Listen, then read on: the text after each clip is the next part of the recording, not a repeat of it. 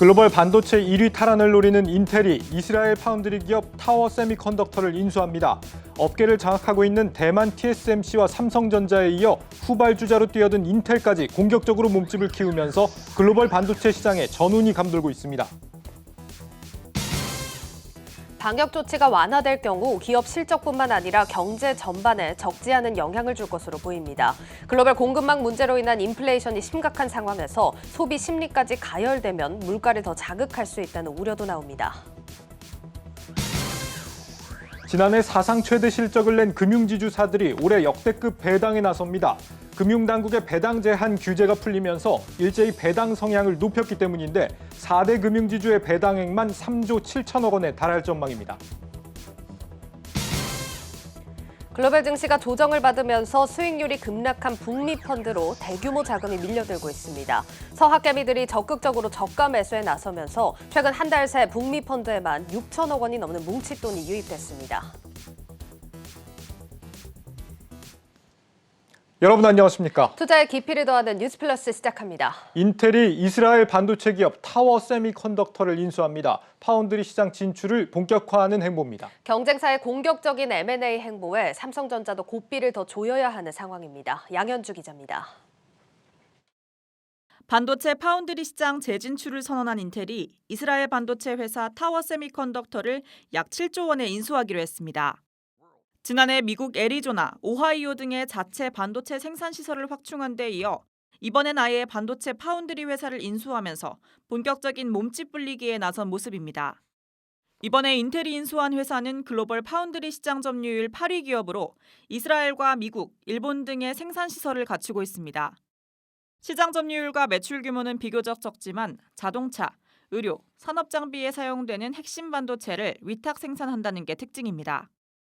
1달러짜리 반도체가 없어도 자동차를 못 만드는 게 현실이거든요. 그렇기 때문에 그런 시장 점유율이나 매출 규모는 크지 않더라도 아주 핵심적인 반도체 부문에 대한 제조 시설을 인텔이 갖게 됨으로 인해서 다시 위상을 회복할 수 있는 인텔뿐만 아니라 글로벌 반도체 팹리스 AMD 역시 자일링스 인수 합병을 완료하는 등 경쟁사들의 공격적인 M&A 행보가 이어지면서 시장의 눈길은 삼성전자에 쏠렸습니다. 하지만 상황은 녹록치 않아 보입니다.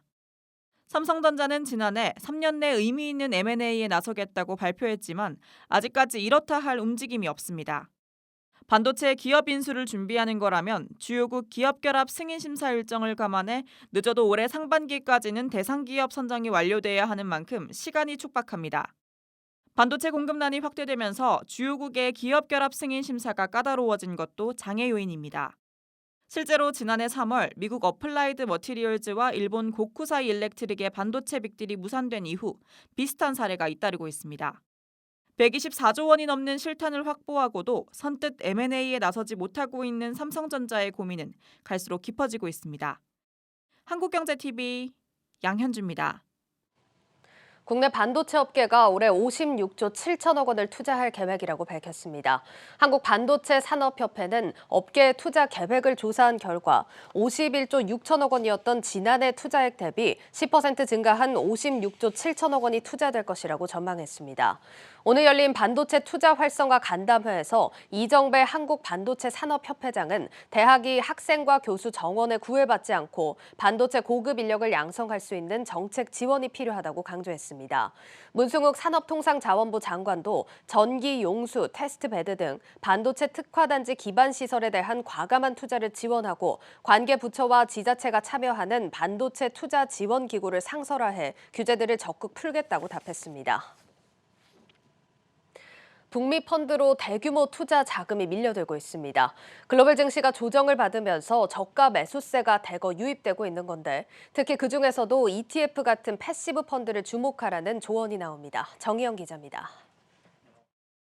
미국 연준의 긴축 우려와 러시아 우크라이나 간 전쟁 가능성 등의 악재들로 글로벌 증시가 조정받으며 대표적인 해외 펀드인 북미 펀드 수익률이 수직 하락했습니다.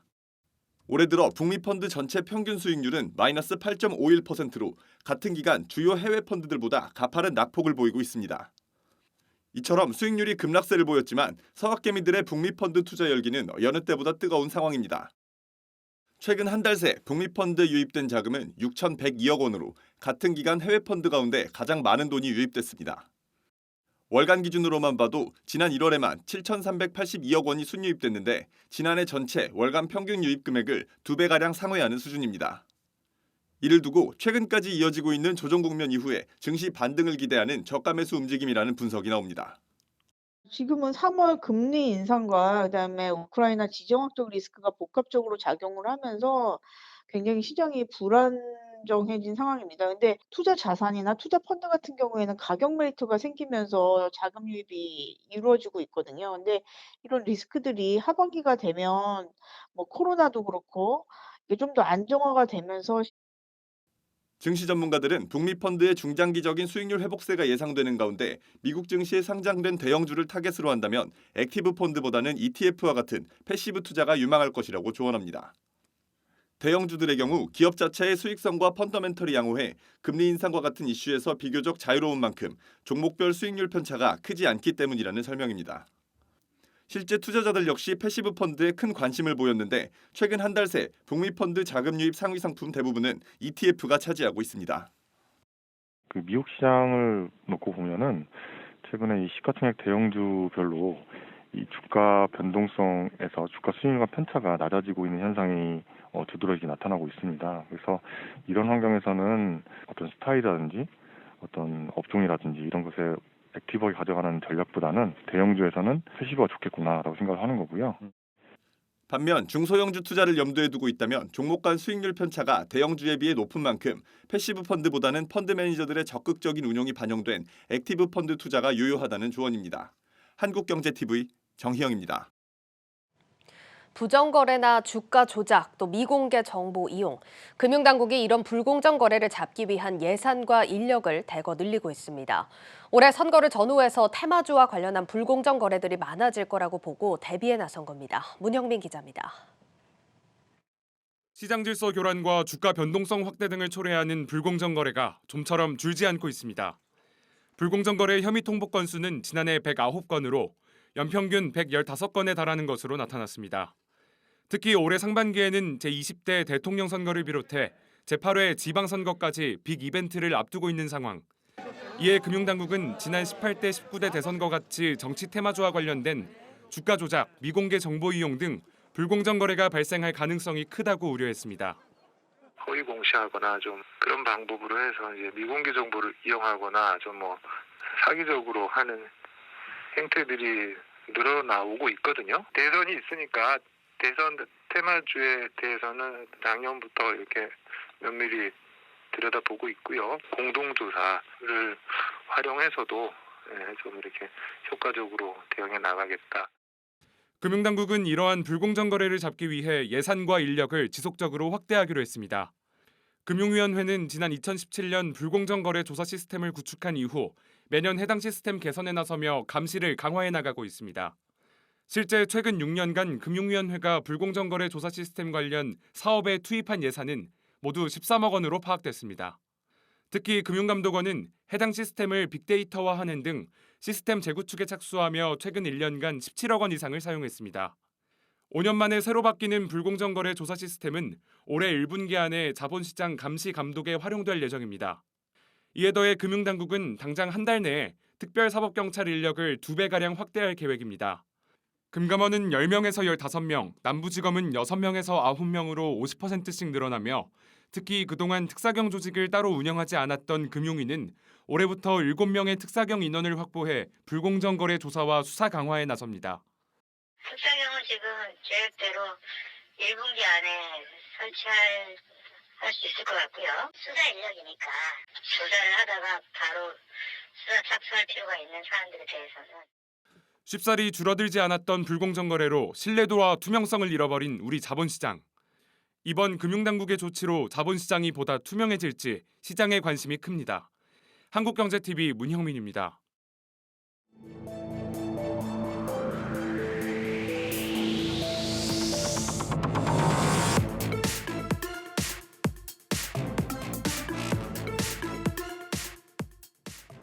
올해 4대 금융지주사들이 역대 최대 수준의 배당금을 지급합니다. 당국 규제로 최근 2년째 배당 확대에 제동이 걸렸다가 모처럼 길을 펴는 겁니다. 얼마나 늘어나는 건지 먼저 전민정 기자가 정리해드립니다. 지난해 4대 금융지주의 총 배당금 규모는 전년보다 64% 늘어난 3조 7,505억 원으로 사상 최대치를 기록했습니다. 배당 확대로 배당 수익률은 최대 7%에 달했는데요. 하나금융이 7.4%, 우리금융이 7.1%, KB금융과 신한금융이 각각 5.3%였습니다. 배당의 원천은 기업의 이익이죠. 이 같은 역대급 배당은 4대 금융지주들이 기준금리 인상에 힘입어 나란히 사상 최대 순이익을 거뒀기에 가능했습니다. 여기에 코로나 위기 대응을 위한 금융당국의 20% 제한 권고가 풀리면서 금융지주들은 2020년 21% 수준이었던 배당 성향을 코로나 이전의 26% 수준까지 끌어올릴 수 있었습니다. 배당 성향이란 순이익 중 배당금이 차지하는 비중을 의미하는데요. 예를 들어 단기 순이익이 1,000만 원인 기업이 배당금으로 총 100만 원을 지급했다면 배당 성향은 10%가 됩니다. 금융지주들이 배당 성향을 높였다는 건 이익을 많이 벌어들인 만큼 주주들에게 더 많은 금액을 돌려주게 됐다는 의미로 금융주가 모처럼 배당주로서의 매력을 발휘하게 된 셈입니다. 하지만 국내 4대 금융지주들의 PBR은 0.4에서 0.5배 사이에 머물고 있는 상황. 각 금융그룹의 시가총액이 실제 순자산의 절반 수준에 불과할 정도로 주가가 낮게 형성돼 있다는 뜻인데요. 이러한 저평가 상황을 극복하기 위해 금융지주들은 꾸준히 주주들에게 유인책을 던질 것으로 보입니다. 이번에 공격적인 배당으로 투자자의 관심을 끈 금융지주들은 올해 배당 성향을 30%까지 확대하겠다고 선언했고 분기 배당 정례와 자사주 소각카드까지 꺼내들었습니다. 연초부터 금리 인상이 이어지면서 배당뿐만 아니라 주가도 상승세를 타고 있는 금융주. 저평가주의 오명을 벗고 배당 성장주로 거듭날 수 있을지 주목됩니다. 한국경제TV 전민정입니다. 네, 금융회사들이 앞다퉈 배당 성향을 높이겠다고 하고 있는데 그렇다고 우리 금융주가 고배당주로 불릴 만큼은 아니다. 이런 지적들도 나오고 있습니다. 정치경제부 문성필 기자와 함께 알아보겠습니다. 문 기자, 이 역대급 배당이라면서요. 왜 아쉽다는 겁니까? 뭐 앞서 이제 전민정 기자가 잘 이야기를 했지만 일단 배당 성향을 한번 살펴봐야 할 것 같습니다. 네. 한국 금융회사들의 배당 성향은요. 앞서 이제 설명했던 것처럼 25%를 조금 넘는 수준입니다. 그리고 이게 코로나19 발생 전인 2019년 수준을 회복한 건데 조금 다르게 바라보면요. 코로나19 발생 전 수준을 회복한 것 이것이 전부입니다. 네. 코로나19 전에도 사실 고배당주라고 부를 정도로 배당을 많이 하지는 못했다 이렇게 이해하시면 될 것 같은데요. 글로벌 금융회사들이 일반적으로 배당 성향을 30% 이상 유지하고 있는 것과 비교하면 여전히 조금 아쉬운 부분입니다. 그동안 뭐 배당을 잘했으면 우리 금융주들이 이렇게까지 주가가 낮지는 않았겠죠. 매년 실적도 굉장히 좋은데 말이죠. 그럼 이제 우리 주식시장에서 금융회사보다 배당 성향이 더 높은 그런 회사들도 많이 있습니까? 네, 맞습니다. 이 배당 성향이 높다고 해서 반드시 고배당주로 부를 수 있다. 이것은 아닙니다. 네. 뭐 앞서 이야기를 했지만 배당을 할 수 있는 단기 순이익이 얼마만큼 안정적으로 창출될 수 있느냐. 이 부분이 굉장히 중요한데요. 단기 순이익이 적은 회사는 배당금이 적더라도 배당 성향이 높게 나타날 수 있다. 이렇게 이해하시면 될 것 같습니다.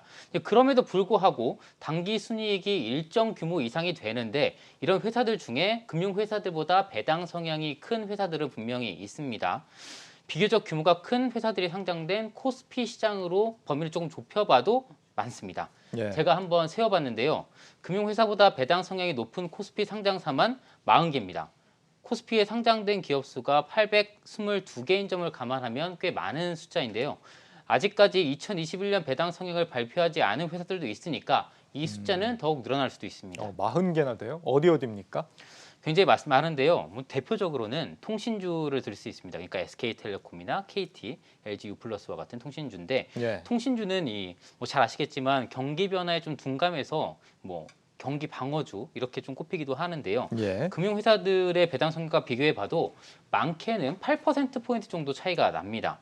이 배당 성향이 높다고 해서 배당금 총액이 많은 건 아닙니다. 앞에서 이야기한 것처럼 배당 성향은 단기 순이익에서 배당금 총액이 차지하는 비중을 말하니까요. 실제로 배당금 총액 순위로만 보면 KB금융, 신한금융, 하나금융이 SK텔레콤보다 높은 순위에 있긴 합니다.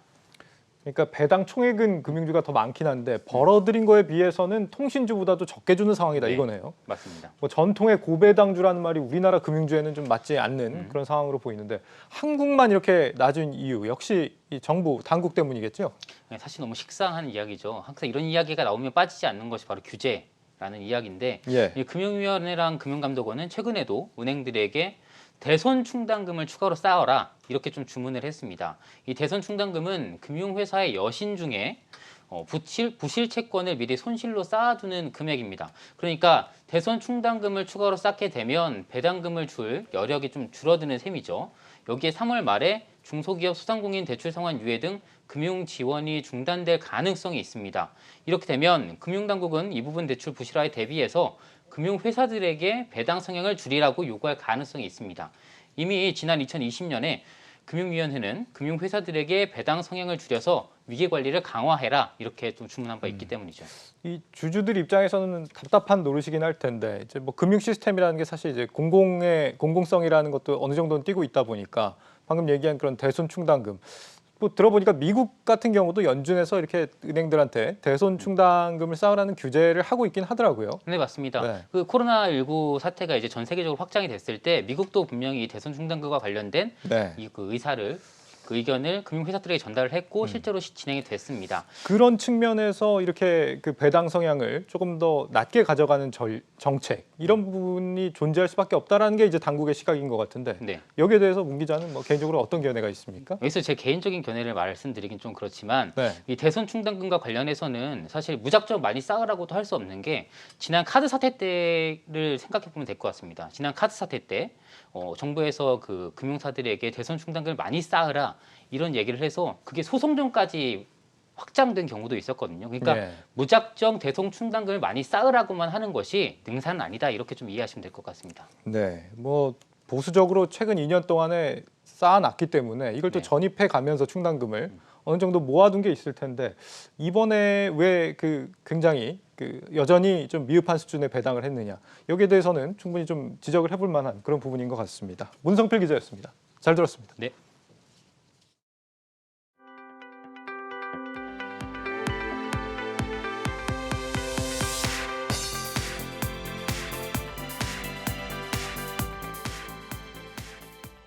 HDC 현대산업개발 주가가 좀처럼 길을 펴지 못하고 있습니다.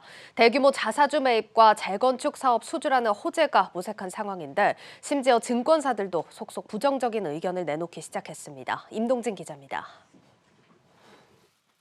정몽규 HDC 회장의 개인 회사격인 M&Q 투자 파트너스가 또다시 HDC 보통주 17만 주를 매수했습니다. 이로써 광주 화정 아이파크 붕괴 사고 이후 지난달 13일부터 M&Q 투자 파트너스가 매수한 HDC 주식은 122만 주에 달합니다. HDC 역시 지난달 HDC 현대산업개발 보통주 100만 주를 매수한 바 있습니다. 주가 방어와 회사의 신뢰 회복 의지를 보여준 거지만 반토막난 현대산업개발의 주가는 아직도 회복의 기미가 보이지 않고 있습니다. 얼마 전 재건축 사업 수주에도 성공했지만 주가는 요지부동입니다. 증권사들도 하나둘씩 부정적 의견을 내놓고 있습니다. 삼성증권과 한국투자증권은 연간 실적 추정치를 낮춘 것은 물론 투자 의견도 하향 조정했습니다. 붕괴 사고에 따른 추가 비용 발생과 영업정지 우려를 반영한 결과입니다. 또한 불투명해진 배당 지급, 기존 도급 계약 해지 가능성도 불확실성을 키웠습니다. 이미 현대산업개발이 우선협상 대상자로 선정됐던 마산 해양신도시 개발 사업은 협상이 중단됐고 잠실 마이스, 광운대 역세권 개발 사업 등도 차질이 불가피할 전망입니다. 결국 현대산업개발의 주가 회복은 장기간 쉽지 않을 것이란 분석입니다. 수요자들의 신뢰를 회복하는 것이 사실 현대산업개발의 영업 활동이라든지 향후 주가 흐름에 있어서 굉장히 중요한 영향을 미칠 수 있는 부분이라고 볼 수가 있습니다. 재발 방지를 위한 그리고 품질 개선을 위한 노력을 어떤 식으로 이루어 나갈 수 있을 것인가에 대해서 확실한 비전을 제시하는 그런 모습들이 필요하다고 볼 수가 있겠죠. 16일 KRX 건설지수 종목들이 전반적으로 강세를 보인 가운데 HDC 현대산업개발만 유일하게 하락 마감했습니다. 한국경제TV 임동진입니다. 유가가 오르면서 삼성중공업의 악성 재고자산으로 남아있던 시추선들이 매각될 것이라는 설이 제기되고 있습니다. 한 척에 유지비만 100억 원씩 들다 보니 삼성중공업 입장에서도 매각이 시급한 상황인데 실제 매각 가능성은 얼마나 되는지 신재근 기자가 알아봤습니다. 시추선은 심해에서 석유를 시추하는 데 쓰이는 선박으로 일명 드릴쉽으로도 불립니다. 시추선에 대한 수요는 국제유가에 연동되는 측면이 큰 만큼 유가가 오르면 발주도 늘어나는 구조입니다. 러시아의 우크라이나 침공 우려로 국제유가가 8년 만에 배럴당 $100 수준까지 오른 상황. 신규 시추선 발주도 중요하지만 국내 조선사 입장에선 과거 발주를 받았다가 유가 급락으로 주인을 찾지 못한 시추선 처분이 급선무로 꼽힙니다. 삼성중공업은 3척, 대우조선해양은 2척의 시추선이 아직 주인을 못 찾고 있습니다. 특히 삼성중공업은 미인도 시추선 유지 보수에만 연간 300억 원 가까운 돈을 쓰는 것으로 알려졌습니다. 최근 시추선 발주에 우호적인 환경이 조성됐다고는 하지만 업계에선 매각 가능성을 낮게 보는 분위기입니다. 국제유가를 끌어올린 요인이 수요 증가보다는 지정학적 리스크 확대에 있다는 이유에서입니다. 북반구의 난방 수요 기간이 끝나가고 있다는 걸 감안하면 유가의 추가적인 상승 여력은 좀 높지 않다라고 생각을 하고 있고요. 그 유가가 높은 상태가 1년은 지나간 것을 확인을 해야 그 다음에 실제로 그 미인도 드릴쉽에 대한 투자가 이루어질 수 있기 때문에 매각이 될 수 있다는 가능성은 좀 낮다라고 생각되고 있습니다. 기존에 제작된 시추선이 어떤 환경에서든 쉽게 사용될 수 있는 것이 아닌 점도 매각 가능성을 낮추는 요인입니다. 세부적인 디테일들에 맞춰서 설계 발주를 했고 그거에 맞춰서 디자인이 된 드릴쉽이에요. 그래서 이게 아무 이제 바닷가에서 투입해서 곧바로 투입될 수 있는 것이 아니거든요. 당장 유가가 올랐다고 해서 이게 뭐 이제 판매가에 대응 높다라고 말하기는 힘든 부분이 있는 거죠. 유가가 지금처럼 오르더라도 실제 매각으로 이어지기까지는 갈 길이 멀다는 분석입니다. 삼성중공업 측은 남아있는 시추선에 대한 리스나 매각에 대한 협의를 계속 진행 중이라고 밝혔습니다. 한국경제TV 신재근입니다. 한국경제TV는 뉴 스타트, 뉴 파이낸스라는 주제로 금융사들의 새로운 도전을 집중 조명하고 있습니다. 오늘은 디지털 전환에 발맞춰 새 온라인 브랜드를 선보인 삼성화재가 주인공입니다. 새 브랜드를 통해 맞춤형 서비스를 보다 정확하게 제공하는 초개인화를 목표로 한다는 계획입니다. 장슬기 기자입니다. 인공지능이 내가 가입한 모든 보험을 찾아주고 진단을 통해 보다 저렴한 상품으로 추천해줍니다. 가입 권유 전화에 대한 걱정 없이 보험료 계산도 가능합니다. 고객에게 착 맞는 맞춤형 상품과 서비스를 착착 제공한다는 의미로 탄생한 삼성화재의 새 다이렉트 브랜드 착입니다. 자동차는 물론 건강보험과 어린이보험, 펫보험까지 온라인상에서 보다 저렴한 보험료의 상품들을 취향에 맞게 찾을 수 있습니다. 삼성화재는 업계 최초로 자체 메타버스 플랫폼인 썸에서 다이렉트 브랜드 런칭 행사를 진행하기도 했습니다. 온라인 사이트는 단순히 보험을 가입하는 곳이 아니라 보험을 매개로 한 서비스 플랫폼이 돼야 한다는 점을 강조한 겁니다. 보험금 청구, 이 부분도 고객 편의적으로 업그레이드를 했는데요. 이제부터는 저희 다이렉트 착에 오시면 저희 삼성화재 보험금뿐만이 아니고 다른 보험회사의 보험금도 한 번에 청구할 수 있는 내 보험금 한 번에라는 이름의 서비스를 이용하실 수 있습니다. 삼성화재는 최근 새 온라인 플랫폼을 통해 디지털 전용 운전자 보험과 미니 생활보험을 출시했습니다.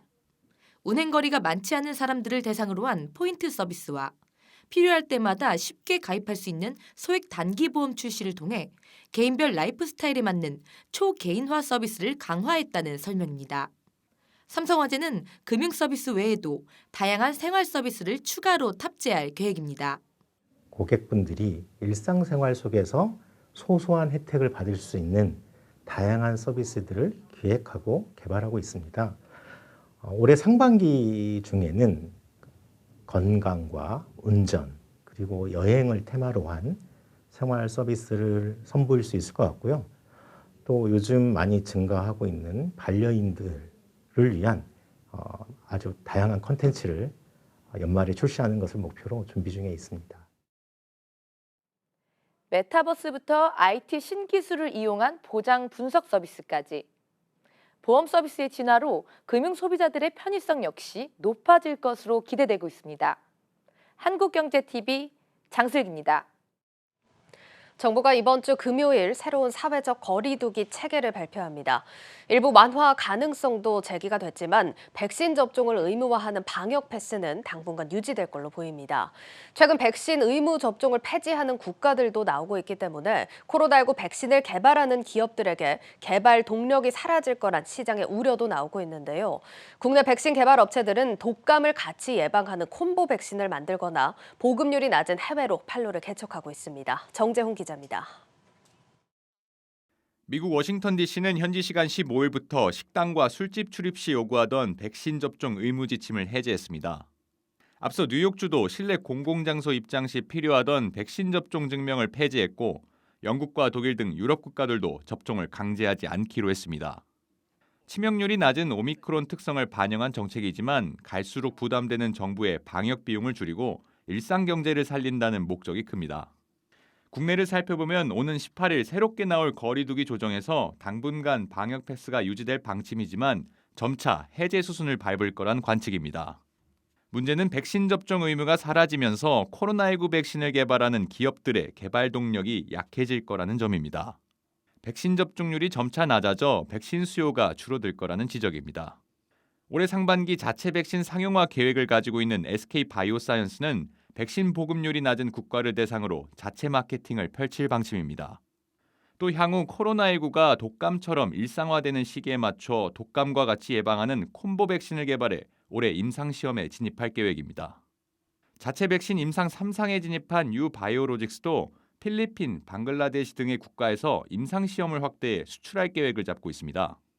mRNA 백신을 개발 중인 IG는 남아공 등 아프리카에 부스터샷용 백신을 공급할 예정으로 오미크론 변이 중심으로 연구를 지속하고 있습니다. 빠른 시간 내에 아프리카 쪽에 임상을 좀 확대를 해서 아프리카의 임상은 오미크론 군을 한 군 추가해서 후기 임상은 다 오미크론 중심으로 하려고 해요. 해마다 독감처럼 백신을 맞는다고 하더라도 안전성이 중요해지니까 저희는 아직까지 부작용이 한 건도 없거든요. 현재 전 세계 독감 백신 시장 규모는 약 6조 원에서 2024년 10조 원 규모로 성장할 전망입니다. 국내에서도 매년 약 1,500만 명이 독감 백신을 접종한다는 점에서 백신 개발 기업들은 코로나19가 독감처럼 일상화돼도 사업을 지속할 수 있을 거라고 판단하고 있습니다. 독감 백신도 여러 변이를 포함할 수 있는 đặc 백신으로 이제 업그레이드를 시켰는데 코로나 백신도 아마 이제 그렇게 될 것으로 예측되고 지속적으로 수요가 독감 백신처럼 일어나 독감 정도의 시장 형성을 할 거라고 이제 예측들을 하고 있더라고요.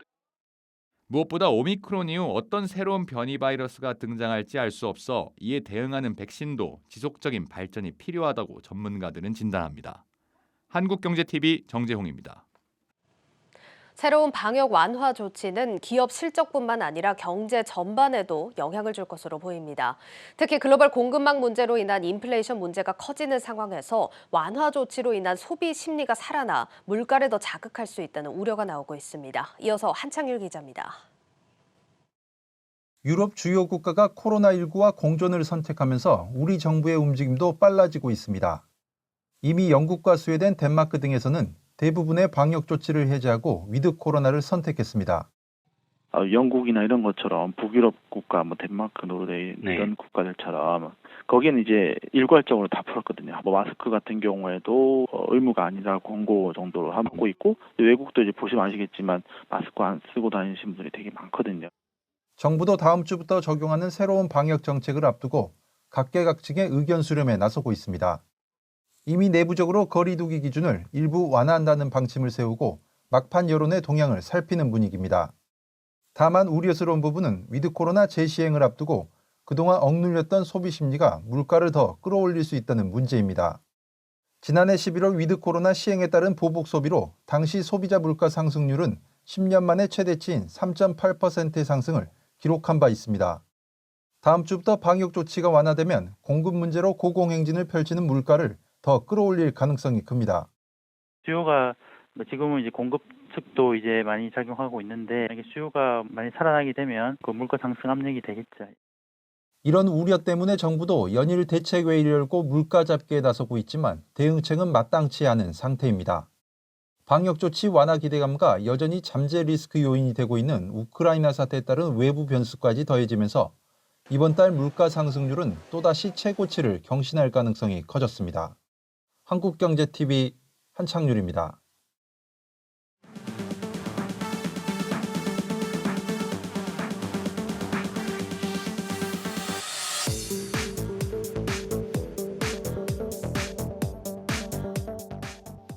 네, 글로벌 경제 이슈 짚어보는 김보미의 뉴스카페 시간입니다. 김 기자, 오늘은 어떤 소식으로 시작할까요? 네, 간밤에 이 푸틴 러시아 대통령의 전쟁을 원하지 않는다라는 발언과 함께 이 러시아의 일부 군대가 우크라이나 국경지대에서 철수했다는 소식이 있었죠. 여기에 뉴욕 증시는 한 곱이 넘겼다는 안도감의 상승세로 마감을 했는데요. 하지만 전면 철수가 아닌데다가 또 실질적인 이 징후가 없어서 아직까지는 경계감을 늦추지 않아야 된다라는 분석도 나오고 있습니다. 한마디로 리스크가 여전히 남아있다라는 의미인데요. 그래서 첫 번째는요, 이 커질 대로 커진 변동성에 또 불안해하고 계실 투자자분들을 위해서 과거에 이렇게 지정학적인 리스크가 있었을 때 미국 증시 흐름은 어땠는지 좀 살펴보는 시간으로 준비를 해봤습니다. 투자자들이 좀 한시름 놨다고 생각하는지 어제부터 밤부터 이제 증시는 좀 빨간불이긴 한데 네. 바이든 대통령 이 침공 가능성 여전하다 이렇게 평가를 했죠? 네, 맞습니다. 바이든 대통령은 경고의 목소리를 다시 한번 높였는데요. 직접 한번 들어보시죠. And the fact remains, right now, Russia has more than 150,000 troops encircling Ukraine and Belarus and along Ukraine's border. An invasion remains distinctly possible. 나토 북대서양 조약기구 사무총장 역시 러시아는 이전에도 장비를 그대로 두고 군대만 이동한 적이 있다면서 좀 이 현재 긴장 완화의 조짐을 찾지 못했다라고 지적을 했는데요. 이 러시아가 철수했다라고 공개한 부대는 우크라이나 인근에 주거지를 두고 있는 것으로 알려졌습니다. 그러니까 이 기지를 철수하더라도 우크라이나와 여전히 가깝기 때문에 언제든 이른 시일 안에 재배치가 가능한 상태라는 건데요. 한시름 놓은 거는 맞지만 이 끝날 때까지도 끝난 게 아니기 때문에 계속 지켜봐야 될 것 같습니다. 네, 푸틴이 이제 전쟁을 원하지 않는다 이렇게 밝히긴 했는데 네. 적어도 이 전쟁에서만큼은 그 발언을 그대로 믿는 건 굉장히 좀 순진한 생각인 것 같아요. 네, 이번에 이제 미국과 러시아가 갈등을 빚는 데에는 여러 가지 또 속내가 있다라고 좀 알려져 있는데 가장 큰 이유 좀 어떤 거라고 보세요? 저는 뭐 역시나 이제 에너지 패권 다툼이 가장 큰 이유가 아닌가 싶습니다. 이제 미국하고 러시아하고 지금 러시아 같은 경우 유럽 쪽으로 그 천연가스 한 30% 이상이 유럽에서 쓰는 게 지금 러시아에서 가는 거다 이렇게 평가가 되고 있다고 하는데 미국 입장에서는 이 갈등을 촉발을 해서 오히려 이제 미국산 천연가스를 조금 더 유럽에 공급하고 싶은 그런 마음이 있지 않을까 싶은데요. 네, 이외에도 이제 뭐 바이든과 푸틴 모두 지지율 하락을 좀 막기 위해서 또 미국이 중국과의 패권 전쟁에서 이 러시아가 중국 편에 서는 것을 막기 위해서 이런 갈등을 키우고 있다라는 해석도 좀 나오는 것 같긴 합니다. 네, 뭐 설들이 분분한데 어떤 이유든 간에 아직 이제 갈등이 좀 봉합됐다라고 보기 어려운 그런 이유들인 것 같습니다. 네. 자, 그래서 김 기자가 이제 오늘 과거의 데이터들 좀 가지고 왔는데 과거 지정학적 리스크가 불거졌을 때 미국 증시 어땠습니까? 지난 80여 년 동안 이 미국 증시는 뭐 전쟁이나 테러 등과 같은 이 지정학적 리스크를 한 22번 가량 좀 겪었는데요.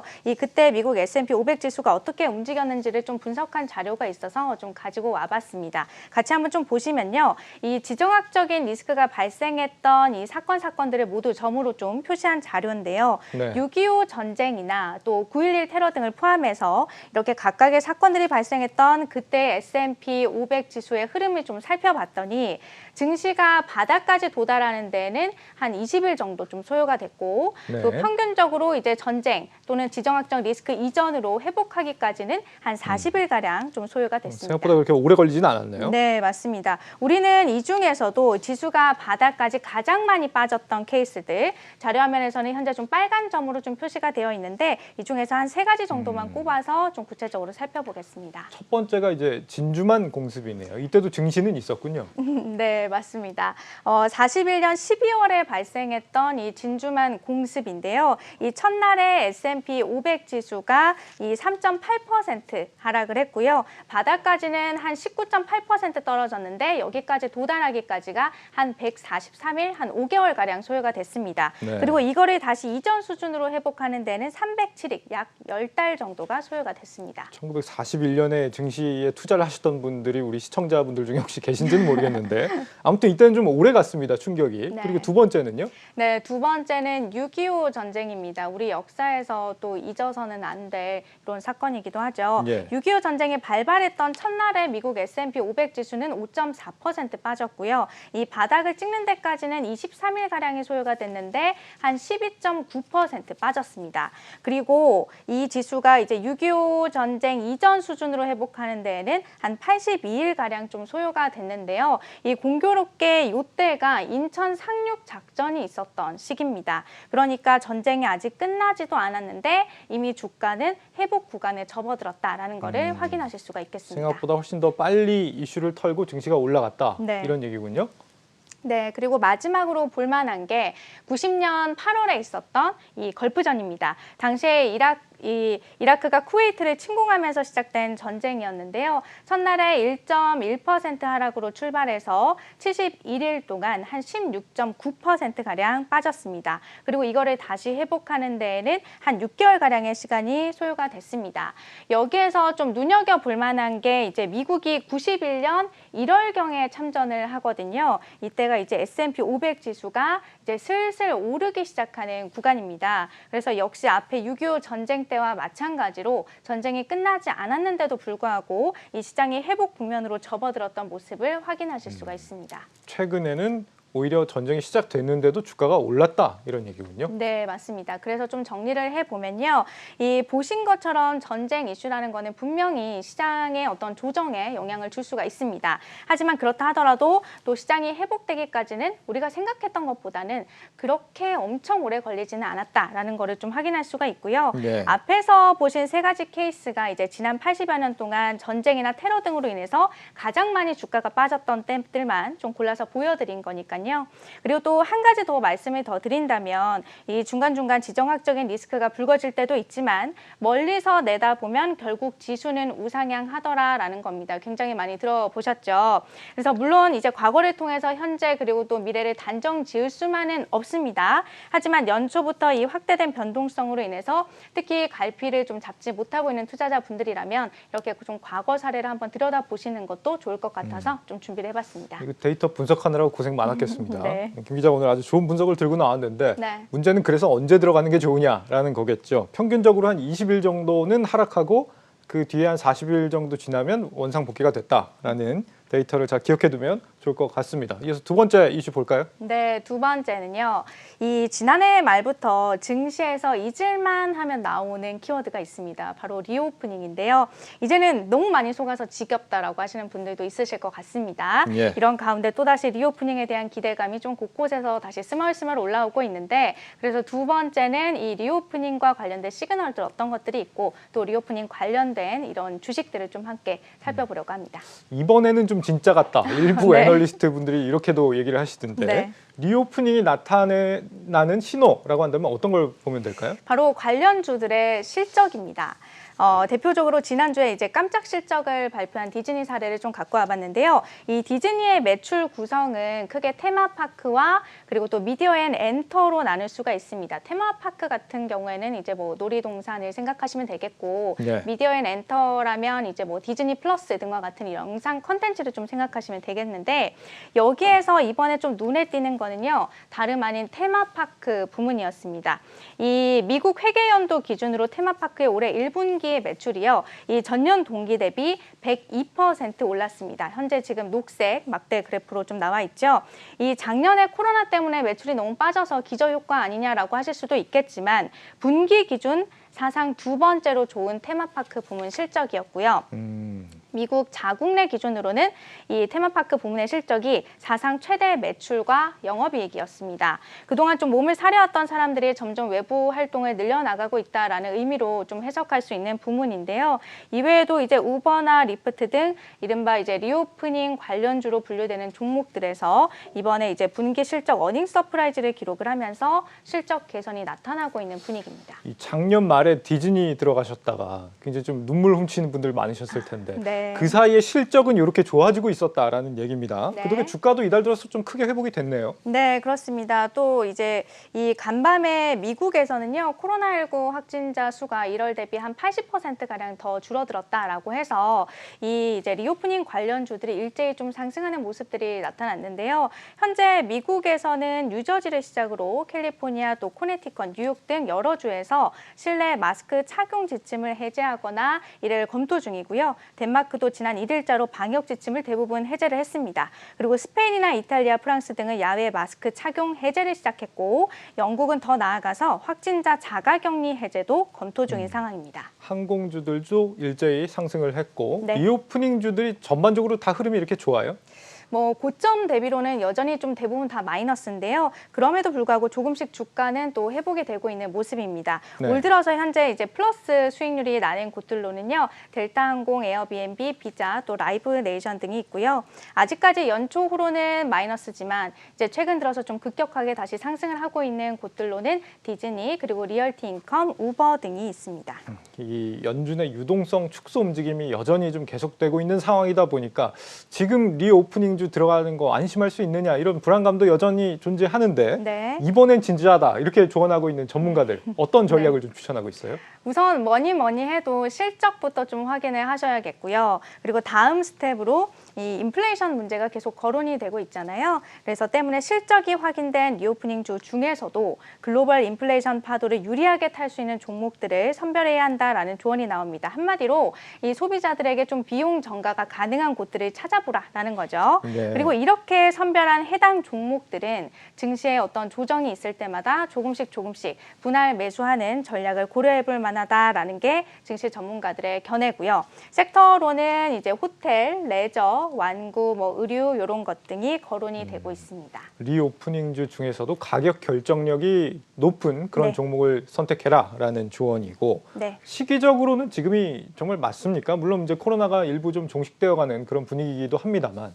어떻습니까? 네, 뭐 최근 이제 각국에서 입국 제한 조치를 또 완화하고 있지만 또 그렇다고 해서 해외 여행이 또 활발하게 이루어지고 있는 상황은 아니죠. 사실 뭐 미국 같은 경우에는 이제 한국인의 입국 제한 조치를 취하고 있지 않으면서도 또 이 자국민들에게는 한국 여행 금지 공고를 내리고 있잖아요. 네. 그래서 리오프닝주 투자를 고려를 하고 있다면 우선 해외에 나가지 않더라도 국내에서 소비가 활발하게 이루어질 수 있는 섹터들, 이런 섹터들을 좀 관찰을 하면서 범위를 늘려나가는 것이 좋다라는 조언도 있었습니다.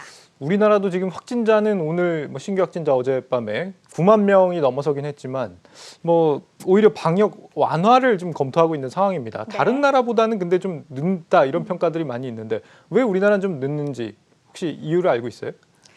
아무래도 좀 그런 부분에 대해서는 조금 고민을 더 해봐야 될 것 같습니다. 그간 좀 이제 네. 아무래도 다른 나라들에 비해서 확진자가 우리나라가 좀 적었다고 합니다. 아무래도 좀 백신들을 많이 맞고 방역을 좀 철저히 하다 보니까. 그래서 이제 다른 나라 같은 경우는 확진자가 많이 발생하다 보니까 그만큼 면역자들도 굉장히 많이 생긴 건데 우리는 지금까지 그러지 못했기 때문에 좀 백신 접종하고 속도를 맞춰가면서 하고 있다고 하거든요. 네. 그런 측면을 생각해 봤을 때는 이제 외국의 수준으로 우리가 언젠가는 이제 도달한다라고 보고 좀 우리나라에 좀 선제적으로 투자하는 것도 리오프닝주의 방법이 되지 않을까 이런 생각도 듭니다. 네, 김보미 기자였습니다. 잘 들었습니다.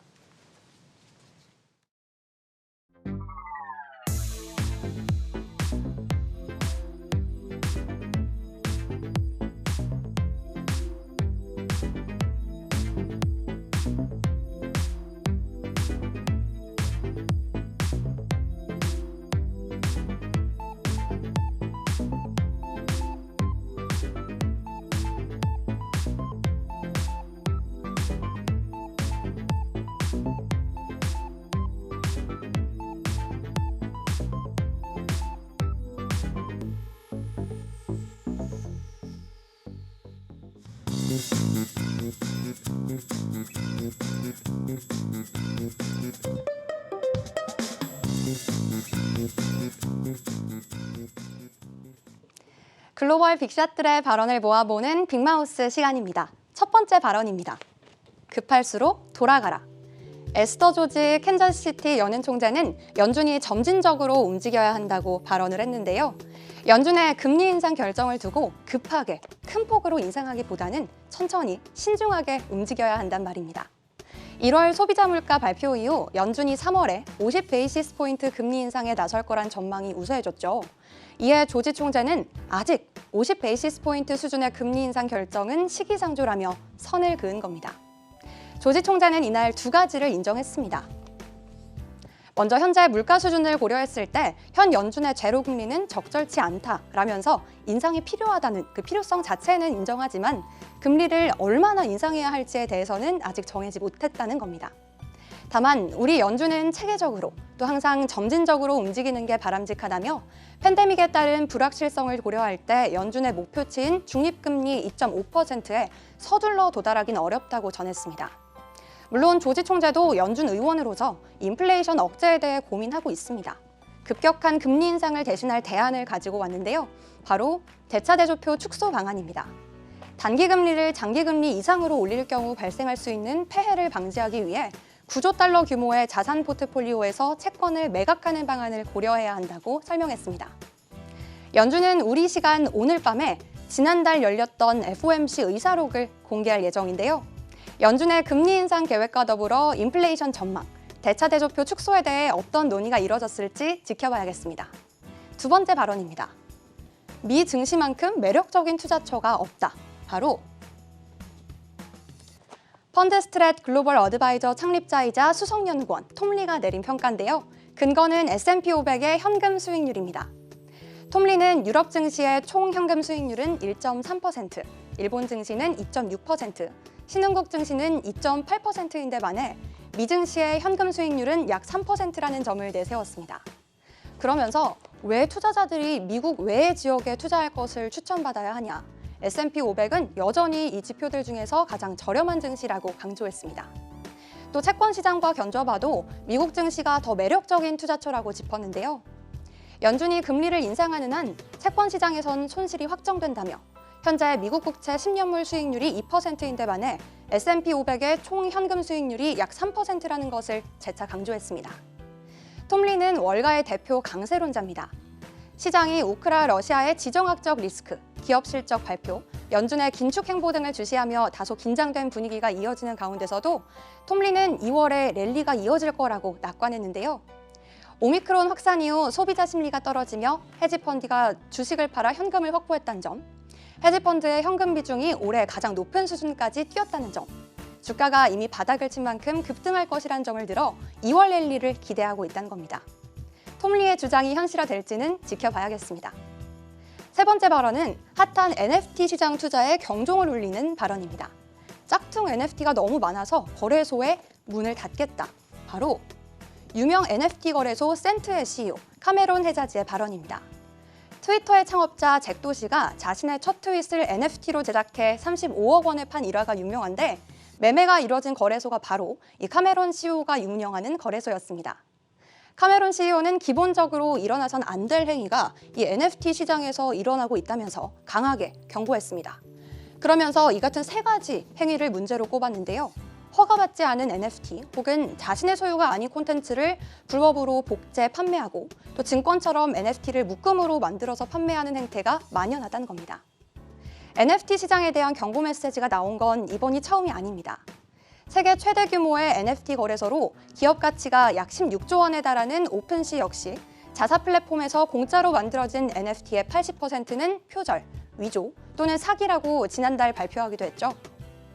카메론 CEO는 이 NFT의 이러한 불법 행위들이 새로운 미래 산업이라 불리는 메타버스에도 영향을 미칠 수 있다고 경고했습니다.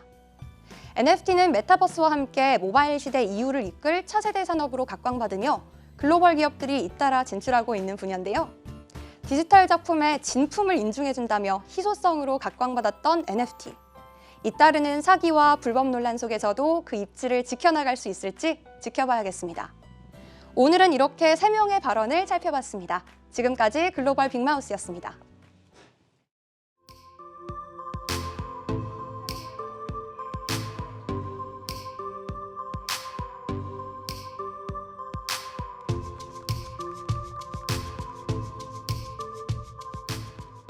(3,300을) 넘나들던 코스피 지수가 올 들어 2,600대 수준까지 떨어졌습니다. 주변엔 자산을 불릴 때가 마땅치 않다는 분들이 적지 않습니다.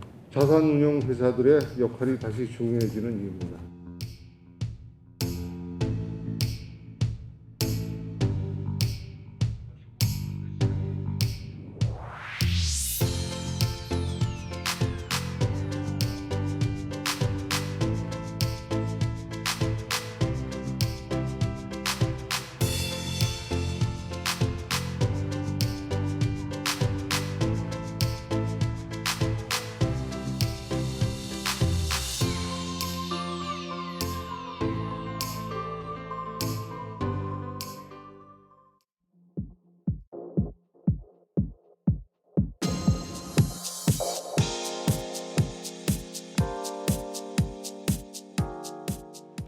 장현국 위메이드 대표가 최근 주가 급락 상황과 관련해 자신감을 내비쳤습니다.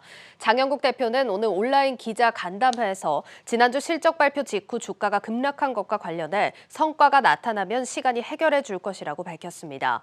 장현국 대표는 지금 우리가 초기 단계에 성장하는 분야를 개척하는 상황에서 현재의 규모나 숫자보다는 추세가 더 중요하다고 강조했습니다. 장 대표는 암호화폐 위믹스 가치 제고를 위해 총 발행 물량의 2%를 2주 안에 소각하겠다는 뜻도 밝혔습니다. 오리온의 초코파이가 글로벌 연매출 5천억 원을 돌파했습니다. 오리온은 지난해 초코파이의 글로벌 연매출이 전년 대비 8.8% 성장한 5천억 원을 돌파했다고 밝혔습니다. 이는 낱개 기준 판매량으로는 약 34억 개에 달하는 수준입니다.